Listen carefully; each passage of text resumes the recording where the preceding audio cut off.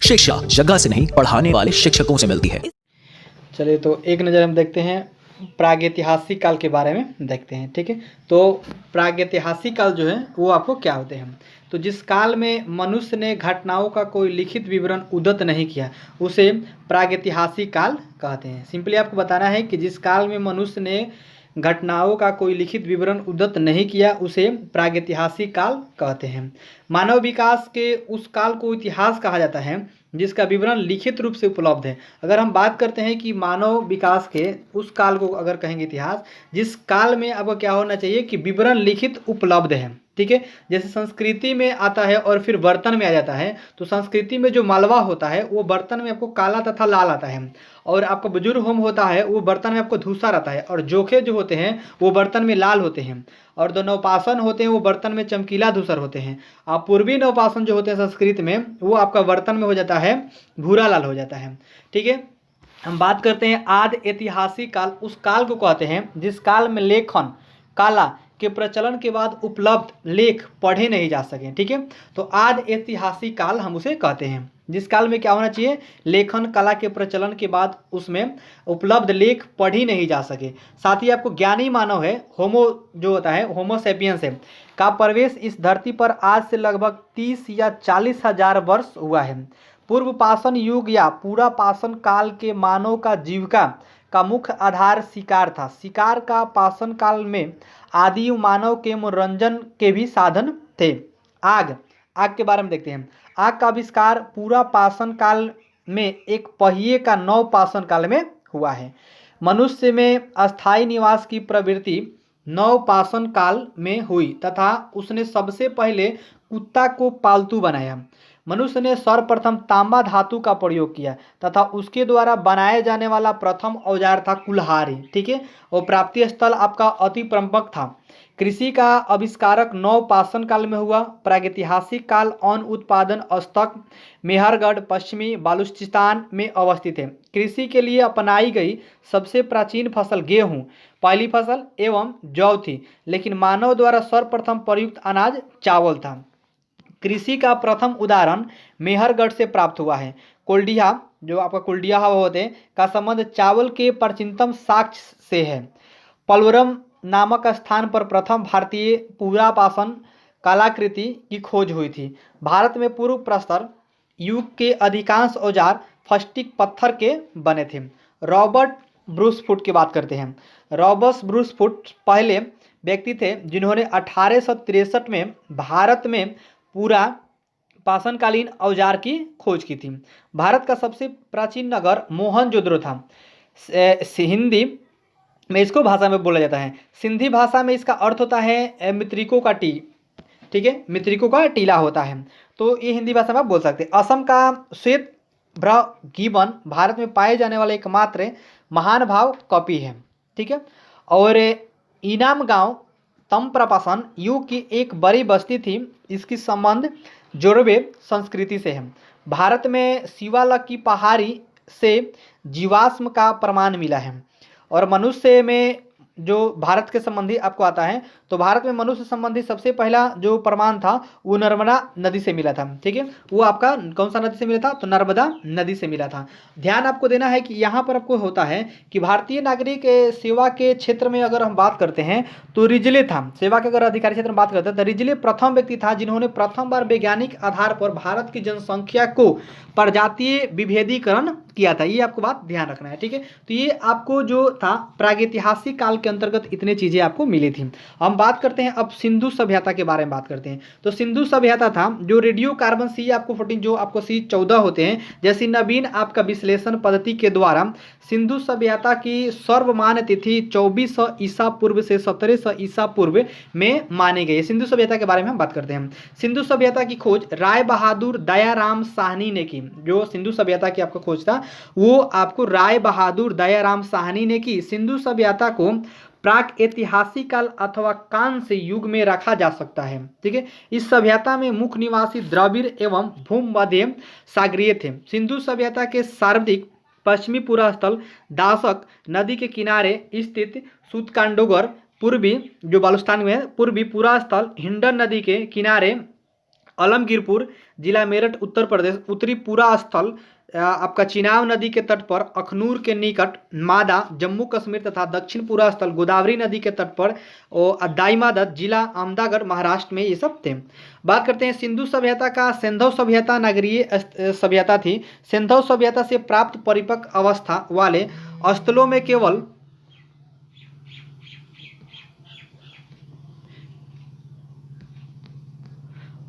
केवल जो था वो आपका था जो 6 गो बड़े नगर था उसको संज्ञा दी गई है। जैसे आपको परिपक्व अवस्था वाले स्थल था, जो 6 गो नगर था, बड़े नगर था, उसको संज्ञा दी गई है।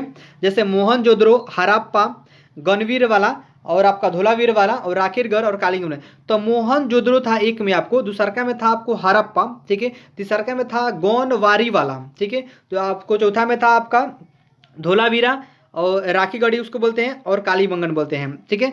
तो ये आपको 6 तरह से बड़े नगर की संज्ञा दी गई है, ठीक है। अब बड़े नगर जो संज्ञा दी गई ये आपको सिंधु सभ्यता से सब आपको मिली है। अब बात करते हैं कि जो स्वतंत्रता प्राप्ति था, तो स्वतंत्रता प्राप्ति पश्चात हड़प्पा संस्कृति के शाब्दिक स्थल गुजरात में खोजे गए हैं। लोथल एवं सूत कोतदा सिंधु सभ्यता का बंदरगाह था। जूते हुए खेत और नक्शाधिकार ईंटों का प्रयोग का साक्ष्य कालीबंगन से प्राप्त हुआ है। मोहनजोदड़ो से प्राप्त स्नानघर जो था, स्नानघर संभवतः बेंधो सभ्यता की सबसे बड़ी इमारत है। सिंधु काल की विदेशी व्यापार जो होती थी वो आपका आयतित वस्तु जो थे, तो आयतित वस्तु में अब प्रदेश में वस्तु था तो तांबा था, आयतित वस्तु तांबा था, और प्रदेश में था खेतरी, बलूचिस्तान, ओमान, यानी जो प्रदेश आपको था तो खेतरी में तांबा और बलूचिस्तान ओमान में, ठीक है। चांदी को था, जो आयतित वस्तु था चांदी, अफगानिस्तान और ईरान में, ठीक है। तो ये आपका जो था बलूचिस्तान में आपका हो गया, तो आपका ओमान में हो गया, और खेतरी में हो गया तांबा का, और चांदी जो हो गया अफगानिस्तान और ईरान में हो गया। सोना कर्नाटक, अफगानिस्तान और ईरान, टीन अफगानिस्तान और ईरान, और गोमेद जो था आपका वो था सौराष्ट्र था, और लाजवर था आपको मोसोपोटामिया था, और सीसा था ईरान में था, ठीक है। तो मोहनजोदड़ो से प्राप्त जो बृहत स्नानघर एक प्रमुख स्मारक है, जिसके मध्य स्थित आपका स्नान कुंड 11.88 मीटर यानी 11.88 मीटर लंबा और 7.01 मीटर चौड़ा एवं 2.43 मीटर गहरा है। ये मोहनजोदड़ो से प्राप्त आपको होता है। अग्निकुंड आपको लोथल एवं कालीबंगन से प्राप्त हुई है। मोहनजोदड़ो से प्राप्त एक सील पर 3 मुख वाले देवता पशुनाथ की मूर्ति मिली। उनके चारों ओर हाथी, गेंडा, चीता एवं भैंसा विराजमान है।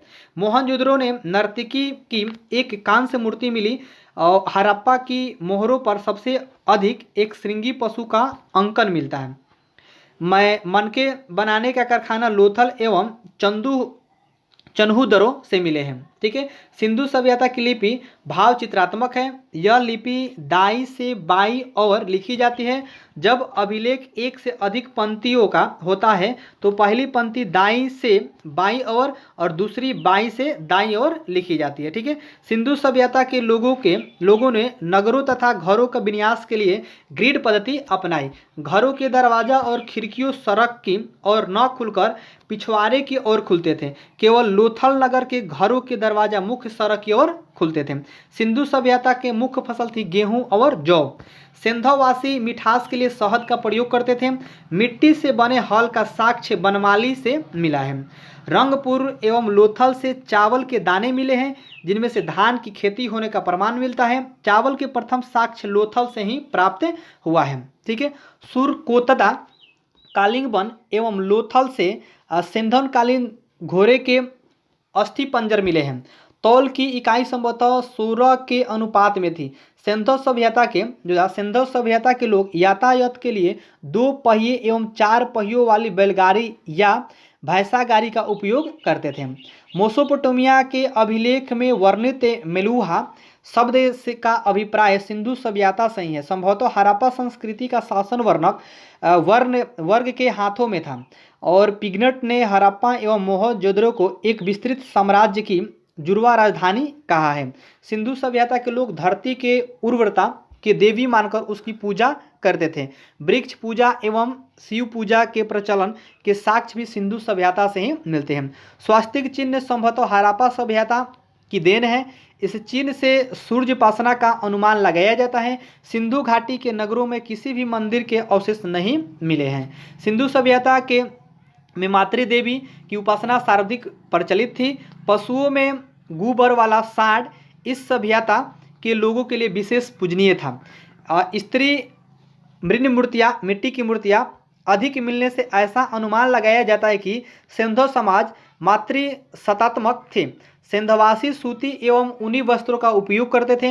मनोरंजन के लिए सिंधवासी मछली पकड़ना, शिकार करना, पशु पक्षियों का आपस में लड़ाना, चौपड़ या पासा खेलना आदि साधनों का प्रयोग करते थे। सिंधु सभ्यता के लोग काले रंग के डिजाइन किए हुए लाल मिट्टी के बर्तन बनाते थे। सिंधु घाटी के लोग तलवार के परिचित नहीं थे। कालीबंगन एकमात्र हड़प्पा कालीन रहता था स्थल था जिसका निचला शहर सामान्य लोगों से रहने हेतु भी किले से घिरा हुआ था। कालीबंगन का अर्थ है काली चिड़िया, ठीक है, उसको हम लोग काली चूड़िया बोलते हैं। यहाँ से पूर्व हड़प्पा अस्त्रों के खेत जोते जाने और अग्नि पूजा की प्रथा के प्रमाण मिले हैं। पर्दा प्रथा एवं देशवर्ती सिंध सभ्यता में प्रचलित थी। शवों को जलाने एवं गाड़ने यानी दोनों प्रथाएं प्रचलित थी। हड़प्पा में शव को दफनाने जबकि मोहनजोदड़ो को जलाने की प्रथा विद्यमान थी। लोथल एवं कालीबंगा में युग में समाधियाँ मिली है।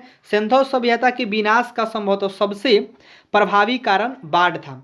आग में पकी मिट्टी को टेराकोटा कहा जाता है। जो आग में अगर पकी हुई मिट्टी हो उसको टेराकोटा कहा जाता है, ठीक है।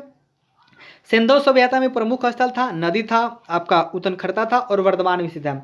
अगर हम प्रमुख स्थल की बात करते हैं जो हड़प्पा है, हड़प्पा आपका जो है वो किस आपको नदी के है तो रावी नदी, जो हड़प्पा है वो रावी नदी के तट पर है। मोहनजोदड़ो सिंधु आपका चंदूहद्रो है वो भी आपका सिंधु नदी, और कालीबंगन है वो आपको घाघर नदी, और कोट दीजी है वो भी सिंधु नदी के, और रंगपुर है वो आपको मादर नदी, रोपर है आपका वो सतलज नदी के, लोथल है आपका भगवा नदी, और आपका अलमीगिरपुर है वो हिंडन नदी, और फिर आपका सुतकांडोगोर है वो दास्क नदी, और आपका बनवाली है वो रंगोई नदी, और आपका धोलवीरा भी है। तो इस तरह से आपको ये नदियाँ है। इसके बाद हम बात करते हैं आपको उत्तनखरता जो है दयाराम साहनी एवं माधव स्वरूप वस्त्र से, इसका वर्ष आपका 1921 था, और जो था राखाल दास बनर्जी थे वो 1922 में, और गोपाल जो आपको मजूमदार था वो 1931 से, और बीबी लाल एवं बीबी के थापर थे 1953 में, फाजल अहमद थे 1953 आपका, और रंगनाथ राव थे आपका 1953 से 54, और यगदत्त शर्मा 1953 से 56, रंगनाथ राव आपका 1955 से 1962, यदत्त शर्मा 1958, और आरएज स्टाइल जॉर्ज डेल्स 1927 से 1962, रविंदर आपका सिंह बिष्ट थे 1974, रविंदर सिंह आपको बिष्ट जो थे 1990 से 91, ठीक है। और ये जो आपका इनकी स्थिति थे वो पाकिस्तान के आपको मुंटगारी जिला, कोई पाकिस्तान के सिंधु प्रांत कला में थे, कोई राजस्थान के हुजूर थे सिंध प्रांत में थे, कोई गुजरात पंजाब ऐसे करके थे। तो इस तरीके से आपका स्थिति इनका हुआ था, ठीक है। अब हम बात कर लेते हैं यहाँ से जो आता है वैदिक सभ्यता के बारे में हम बात कर लेते हैं, ठीक है। तो वैदिक सभ्यता के बारे में बात करेंगे तो ये आपका उधर पूरा था प्रागैतिक काल था और आपका सिंधु सभ्यता था। अब हम जो बात करते हैं वो वैदिक सभ्यता के बारे में, ठीक है। वैदिक सभ्यता के बारे में बात करते हैं तो वैदिक काल का विभाजन दो भाग में, एक आपको ऋग वैदिक काल, ठीक है। तो ऋग वैदिक काल 1500 से 1000 पूर्व ईसा पूर्व, ठीक है। दूसरा में आता उत्तर वैदिक काल 1000 से 600 ईसा पूर्व में किया गया है। तो वैदिक काल के विभाजन दो भाग में क्या है, एक ऋग वैदिक काल में और दूसरा का आपका जो है वो आपका जो था उत्तर वैदिक काल में किया गया था। तो ऋग वैदिक काल में 1500 से 1000 आपका ईसा पूर्व है और उत्तर वैदिक काल जो 1000 से 600 ईसा पूर्व में किया गया है, ठीक है। आर्य जो था, आर्य सर्वप्रथम पंजाब एवं अफगानिस्तान में बसे। मैक्स मुलर ने आर्यों का मूल निवास स्थान मध्य एशिया को माना है। आर्यों द्वारा निर्मित सभ्यता वैदिक सभ्यता कहलाई। आर्यों द्वारा विकसित सभ्यता ग्रामीण सभ्यता थी। आर्यों की भाषा संस्कृति थी। आर्य के जो था आर्य प्रशासनिक इकाई आरोही क्रम से इन पांचों भागों में बांटा था। कुल ग्राम 20 जन राष्ट्र, ग्राम के मुखिया ग्रामीणी, 20 का प्रधान, 20 पति एवं जन के शासक राजन कहलाते थे। राजधिकारियों में पुरोहित एवं सेनानी प्रमुख थे। वशिष्ठ रूढ़िवादी एवं विश्वामित्र उदार पुरोहित थे। सूत रथकार तथा कमादी नामक अधिकारी रत्नी कहे जाते थे। इनकी संख्या राजा सहित करीब 12 हुआ करती थी और पुरुष इसमें थे द्रुपति एवं स्पष्ट जनता की गतिविधियों को देखने वाले गुप्तचर होते थे, ठीक है। और इसमें जो आपका वाजपति थे वो गोचर भूमि के अधिकारी होता था, और उग्र था वो अपराधियों को पकड़ने का कार्य करता था। ठीक है, ध्यान देना है कि ऋग्वेद में किसी तरह के नए अधिकारी का उल्लेख नहीं है। ठीक है, ये आपको बात ध्यान रखना है। सभा एवं समिति, सभा और समिति राजा का जो था वो सलाह देने वाली संस्था थी। सभा श्रेष्ठ एवं संप्रभात लोगों की संस्था थी, जबकि समिति सामान्य जनता का प्रतिनिधित्व करती थी। इसके अध्यक्ष को ईशान कहा जाता था। स्त्रियों सभा एवं समितियों में भाग ले सकती थी। युद्ध में कबीले का नेतृत्व राजा करता था। युद्ध के लिए गविष्ठ शब्द का प्रयोग किया गया है, जिसका अर्थ गायों की खोज जो था, गायों की खोज थे। 10 से राग युद्ध का उल्लेख ऋग्वेद के 7वें मंडल में थे। यह युद्ध पारुनसी, ठीक है, तो पारुसनी रावी नदी के तट पर सुदास एवं दास जनों के बीच लड़ा गया था, जिसमें सुदास विजयी हुए थे। ठीक है, ऋग्वेद जो था समाज के 4 वर्णों में विभक्त था। ये आपका वर्ण थे ब्राह्मण, क्षत्रिय, वैश्य और शूद्र। यह विभाजन व्यवसाय पर आधारित था। ऋग्वेद के 10वें मंडल में के पुरुष सूक्त के चतुर्वर्णों का उल्लेख मिलता है। इसमें कहा गया है कि ब्राह्मण परम पुरुष के मुख्य से, क्षत्रिय उनकी भुजाओं से, वैश्य उनकी जांघों एवं शूद्र उनको पैरों से उत्पन्न हुए हैं। आर्य का समाज आपका पितृ प्रधान था। समाज की सबसे छोटी इकाई परिवार या कुल थी, जिसकी मुखिया पिता होता था, जिसे कुलप कहा जाता था। स्त्रियों इस काल में अपने पति के साथ यज्ञ कार्य में भाग लेती थी, और बाल विवाह एवं पर्दा प्रथा का प्रचलन नहीं था। विधवा अपने मित्रक पति के छोटे भाई देवर से विवाह कर सकती थी। स्त्रियों शिक्षा ग्रहण करती थी। ऋग्वेद में लोपा, मृदा, घोषा सीखता था। अपला एवं विश्वास जैसी विदुषी स्त्रियों का वर्णन है। गार्गी ने आपका यज्ञ वलय के बाद विवाद की चुनौती दी थी। जीवन भर अविवाहित रहने वाली महिलाओं को अमाजू कहा जाता है। और आर्य का मुख्य पेय पदार्थ सोमरस था। यह वनस्पति से बनाया जाता था। और आर्य मुख्यतः 3 प्रकार के वस्त्रों का उपयोग करते थे। वास 1 में, 2 में अधिवास, और 30 में आपका उष्णीय। अंदर पहनने की जो कपड़े थी वो निबी कहा जाता था। ठीक है, दर्शन के उसके प्रतीक था आपका चवाक था, योग था, शाख था, न्याय था, इस तरह था। आर्यों के मनोरंजन के मुख्य साधन थे संगीत, रथदौड़, घुड़दौड़ एवं आपका धृतक्रीड़ा। इस तरह से आर्यों के मनोरंजन के मुख्य साधन थे। आर्यों का मुख्य व्यवसाय पशुपालन एवं कृषि था। गाय को अदनिया न मारे जाने का योग पशु की श्रेणी में रखा गया था। गाय की हत्या करने वाले, उसे घायल करने वाले के लिए वेदों के मृत्युदंड अथवा देश से निकालने की व्यवस्था की गई थी। आर्य के प्रिय पशु घोड़ा एवं सर्वाधिक प्रिय देवता इंद्र थे। आर्यों द्वारा खोजी गई धातु लोहा थी, जिसे श्याम अयस कहा जाता था। तांबे की लोहित अयस कहा जाता था। व्यापार हेतु दूर दूर तक जाने वाले व्यक्तियों को पनी कहते थे। लेन देन में वस्तु विनिमय की प्रणाली प्रचलित थी। ऋण देकर ब्याज लेने वाले व्यक्ति को बेकनाट सुखदोर कहा जाता था। उसको हम लोग आपका सुदखोर कहते थे। ठीक है, और ये आपका वेनकट कहा जाता था। ये सबसे आपको इंपॉर्टेंट है यहाँ के ब्याज लेने वाले व्यक्ति को आपको बेकनॉट कहा जाता है। ठीक है, अगर हम बात करते हैं तो उसको बोलते हैं आपका सुदखोर बोलते हैं। ठीक है, जो आपका सुदखोर होते हैं। मनुष्य एवं देवता के बीच आपका मध्य स्थित भूमिका निभाने वाले देवता के रूप में अग्नि की पूजा की जाती है। ठीक है, ऋग्वेद में उल्लेखित सभी नदियों में सरस्वती सबसे महत्वपूर्ण तथा पवित्र माने जाते थे। ऋग्वेद में आपका गंगा का 1 बार और यमुना का उल्लेख 3 बार हुआ है। इसमें सिंधु नदी का उल्लेख सर्वाधिक बार हुआ है। ठीक है, तो ऋग्वेदीन कालीन की जो नदियाँ था आपका कुम्र थे, वो कुरम से बना था। कुंभा थे, काबुल आपका विस्तृता था। झेलम और आपका था आस्कनी था, चिनाब, और आपको पारुसनी थी, रावी थी, और शत्रुदी थी, सतलज थी। इस तरह से आपको प्राचीनता नाम और आधुनिक नाम बना था। ठीक है, तो प्राचीनता नाम में था आपका कुब्र था, वो आपका कुरम बन गया था। कुभा था, वो काबुल बन गया था। और आपका प्राचीन नाम में जैसे विस्तृता हो गया था, आधुनिक नाम में आपको झेलम बन गया था। प्राचीन नाम में आपको आस्कनी था, तो वो आपका आधुनिक नाम में चिनाब बन गया था। और पारुसनी था तो वो आपको रावी बन गया था। और शत्रुदी था, सतलज बन गया था। इसी तरह से आपको पिपासा आपको प्राचीन नाम हो गया, वो आपका आधुनिक नाम में व्यास बन गया था। और साधनीरा था, वो गंडक बन गया था। दृश्यदत्ती था, वो आपका घग्गर बन गया था। और गोमती था, वो गोमल बन गया है। और सुवस्तु था, वो स्वात आपका बन गया है। ठीक है, उत्तर वैदिक काल में इंद्र के स्थान पर प्रजापति सर्वाधिक प्रिय देवता हो गए थे। ठीक है। जो आपका देवता इंद्र थे, अग्नि थे, वरुण थे, धौ थे, सोम थे। तो इंद्र जो थे वो आपका संबंध था युद्ध का नेता एवं वर्षा का देवता है, ठीक है। अग्नि जो थे वो देवता एवं मनुष्य के बीच आपका मध्यस्थ थे। वरुण है पृथ्वी एवं सूर्य के निर्माता, समुद्र का देवता, विश्व के नियामक एवं शासक, सत्य का प्रतीक, ऋतु परिवर्तन एवं दिन रात की करता है वरुण। धौ जो है आपका आकाश की देवता है सबसे प्राचीन में। आपको सोम जो है वनस्पति देवता है। उषा है वो आपका प्रकृति एवं उत्पादन देवता है। अश्विन है आपको विपत्तियों को हरने वाला देवता है। और आपका पूषण है पशुओं का देवता है। और विष्णु जो है आपका विश्व के संरक्षण एवं पालन करता है। और मरुत है जो आपका मरुत वो आधी तूफान का देवता है, ठीक है। उत्तर वैदिक काल में राजा के आपको राजाभिषेक के समय राजसूय यज्ञ का अनुष्ठान किया जाता था। उत्तर वैदिक काल में वर्ण व्यवसाय एवं बजाय जन्म के आधार पर निर्धारित होने लगे थे।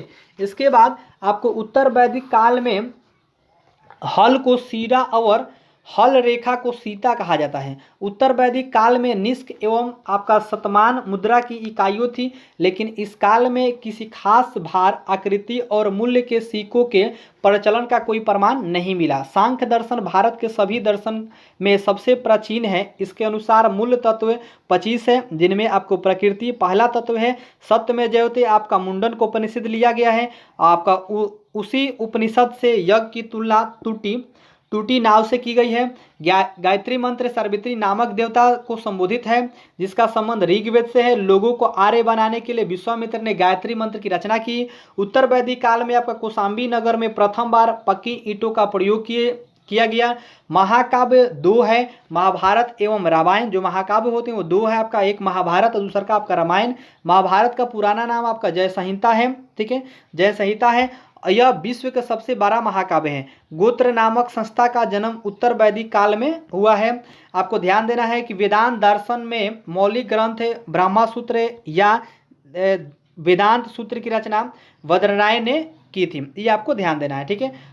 अब आता है कि महाजन पदों का उदय। महाजन पदों का जो उदय है उसके बारे में देखते हैं। बुद्ध के जन्म से पूर्व 6ठी शताब्दी ईसा पूर्व में भारत वर्ष के 16 जनपदों में बटा हुआ था। इसकी जानकारी हमें बौद्ध ग्रंथ अंगुत्तर निकाय से मिलती है, ठीक है। इसके बाद अगर हम महाजनपद की बात करते हैं, अंग, मगध, काशी, वस्त, वजी, कौशल, अवंती, मल, पंचाल, आपको चेदी, कुरु, मत्स्य, कंबोज, सुरसेन, अस्मक, गंगाधर, ये सब था। तो अंग का जो आपको राजधानी था अंग वो चंपा था। मगध का आपको जहाँ था तो गिरिब्रज और राजगिरी। काशी का वाराणसी हो गया। वत्स का आपका कौशाम्बी हो गया। और वजी का वैशाली विदेह मिथिला हो गया। कौशल का आपका श्रावस्ती। अवंती का उज्जैन और मस्ती हो गया। मल का हो गया कुशावती। पंचाल का होगा अहिश्चम कपिलिया। उसके बाद चेदी का हो गया आपका शक्तिमती। और कुरु का हो गया इंद्रप्रस्थ। और मलस्य का हो गया विराटनगर। कंबोज का हो गया आपका हाटक। और सूरसेन का हो गया मथुरा। अस्मा का हो गया पोटलीपोतन। और गंगाधर का हो गया आपका तक्षशिला हो गया, ठीक है। और ये आधुनिक स्थान था वो चंपा था वो भागलपुर मुंगेर आपको बिहार में था, ठीक है। और आपका जी ये आपका गिरिब्रज राजगिरी था वो पटना गया बिहार में है। वाराणसी जो वाराणसी के आसपास है उत्तर प्रदेश में है। कौशाम्बी था इलाहाबाद के आसपास है उत्तर प्रदेश में। वैशाली जो विदेह था वो मुजफ्फरपुर दरभंगा के आसपास है। मिथिला के पास आपका क्षेत्र है, पास का ही क्षेत्र है। और आपका श्रावस्ती है आपको फैजाबाद है उत्तर प्रदेश है। उज्जैन आपका जो ब्रह्मस्थित है वो मालवा में है उत्तर प्रदेश मध्य प्रदेश में है। और कुशावती है देवड़िया है उत्तर प्रदेश में है। अवच्छित है आपका बरेली है, बदाऊ है, फर्रुखाबाद है जो उत्तर प्रदेश में आता है, ठीक है। तो आपका शक्ति मिलती जो आपका है बुंदेलखंड में उत्तर प्रदेश में। और इंदिराप्रस्थ है आपको दिल्ली मेरठ हरियाणा ये आपके क्षेत्र में है। और जो विराटनगर है आपका जो आस्थान है इसका जयनगर जयपुर में बोलते हैं, आपको राजस्थान बोलते हैं, आसपास क्षेत्र में है। हाटक जो है आपका राजौरी एवं हाजरा उत्तर क्षेत्र में है उत्तर प्रदेश में। मथुरा जो है मथुरा में है आपको उत्तर प्रदेश में। गोदावरी नदी क्षेत्र में जो है पोटलीपोतन में आपको भारत का एक महाजन है। और आपका तक्षशिला जो है आपका वो रावलपिंडा एवं पेशावर में जो पाकिस्तान में आपका है, ठीक है। तो इस तरह से आपको जो महान जो था आपका तो हम लोग बोलते हैं उसका उदय बोलते हैं, यानी हम लोग उसको बोलते हैं महाजन पदों का उदय बोलते हैं, ठीक है। बात कर लेते हैं जैन धर्म की। जैन धर्म में आपको आता है कि देखिए जैन धर्म के संस्थापक एवं प्रथम आपका तीर्थकर थे वो आपका ऋषभ देव थे। ठीक है, ऋषभ देव थे जैन धर्म के 23वें तीर्थकर। जो 23वें तीर्थकर थे वो आपका पार्श्वनाथ थे, जो काशी के इक्ष्वाकु वंशीय राजा अश्वेशन के पुत्र थे। उन्होंने 30 वर्ष की अवस्था में संन्यास जीवन को स्वीकारा। इनके द्वारा दी गई शिक्षा थी हिंसा न करना, एक में था, 2 में आपका सदा सत्य बोलना, 3 में था चोरी न करना, तथा 4 में था संपत्ति न रखना। महावीर स्वामी जैन धर्म के 24वें एवं अंतिम तीर्थकर हुए। महावीर का जन्म 540 ईसा पूर्व में कुंडग्राम वैशाली में हुआ था। इनके पिता सिद्धार्थ आपको ज्ञात्रिक कुल के सरदार थे और माता आपका त्रिशला लिच्छवी राजा चेटक की बहन थी। महावीर की पत्नी का नाम यशोदा एवं पुत्री का नाम अनुजा प्रियदर्शिनी थी। महावीर के बचपन का नाम आपका वर्धमान था। इन्होंने 30 वर्ष की उम्र में माता पिता की मृत्यु के पश्चात अपने बड़े भाई और नंदीवर्धन से अनुमति लेकर संन्यास से जीवन को स्वीकारा था। 12 वर्ष की कठिन तपस्या के बाद महावीर को जृभिम के समीप ऋजुपालिका नदी के तट पर साल वृक्ष के नीचे तपस्या करते हुए संपूर्ण ज्ञान का बोध हुआ। इसी समय से महावीर जिन विजेता अरहत पूज्य और निर्गंत बंधनहीन कहलाए। महावीर ने अपना उपदेश प्राकृतिक अर्ध मागधी भाषा में दिया। महावीर के अनुयायी को मूलतः निग्रंथ कहा गया है। महावीर के प्रथम अनुयायी उनके दामाद प्रियदर्शिनी के पति जामिल बने और प्रथम जैन भिक्षुनी थे नरेश आपका दधिवाहन की पुत्री चंपा थी। महावीर ने अपने शिष्य को 11 गंधर्वों में विभाजित किया था और आर्य सुधर्मा अकेला ऐसा गणवर्धन था जो महावीर की मृत्यु के बाद भी जीवित रहा और जैन धर्म के प्रथम थेरा या मुख्य उपदेशक था। और साथ ही जो प्रमुख जैन तीर्थकर थे उनके प्रतीक थे वो आपका ऋषभ भेदे प्रथम 60 था। आपको अपने ऐसे करके हाथी घोड़ा सब ऐसे माना गया था। सिंपल आपको ध्यान देना है कि जो 2 जैन तीर्थकार ऋषभ एवं अरिस्टोट के नामक से उल्लेख ऋग्वेद से मिलता है।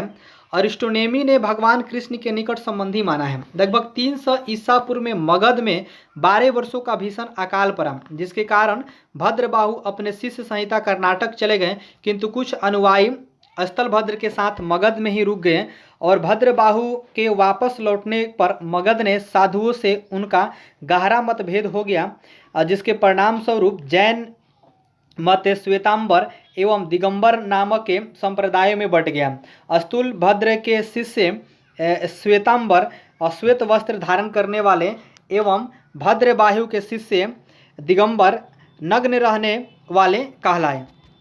ठीक है, इसके साथ ही जैन संगतिया थी वो आपका प्रथम 300 ईसा पूर्व में था वर्ष में, द्वितीय था वो 6ठी शताब्दी में था, स्थल था आपका पाटलिपुत्र था और ये आपका स्थूलभद्र था और बलभाई गुजरात में था और क्षमा श्रावण था। जैन धर्म के जो त्रिरत्न है वो आपका सम्यक है, 1 में 2 में आपका जो था वो सम्यक ज्ञान है, यानी 1 में सम्यक दर्शन बोल सकते हैं, दूसरका में आपका सम्यक ज्ञान था, तीसरका में आपका सम्यक आचरण है। ठीक है, और त्रिरत्न के अनुशीलन में निम्न 5 महाव्रतों का पालन अनिवार्य है। अहिंसा, सत्य वचन, अप्रेय और ब्रह्मचार्य। जैन धर्म में ईश्वर की मान्यता नहीं है, जैन धर्म की आत्मा की मान्यता है।